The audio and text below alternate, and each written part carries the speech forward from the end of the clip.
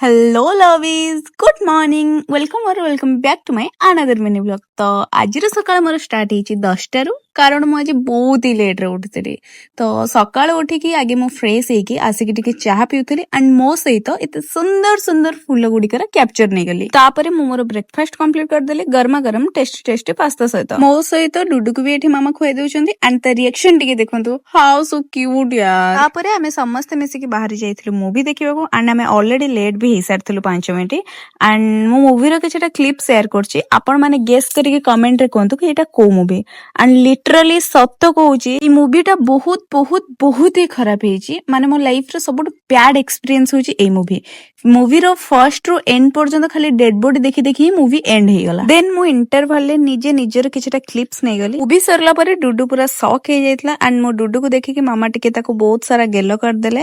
Then आमे सेठू घर को बाहरी आसलु। घर को आस सारला परे बहुत ही निद लागुथला तो मु टिके सोई पड़ीथली। इवनिंग रे उठिकी देखे तो बहुत ही सुंदर व्यू थिला एंड से सुंदर व्यू सहित मु निजको भी टिके कैप्चर करनेली। तापरे एठी मो माउसी गुपचुप रो प्रिपरेशन करथला एंड आमे समस्त मिसिके खाइ देलु। तो आजि पई एतिके जदी मो वीडियो आपण मानको पसंद आछि तो लाइक कमेंट करबा को केबे भी भूलिबेनी। Good bye follow for more.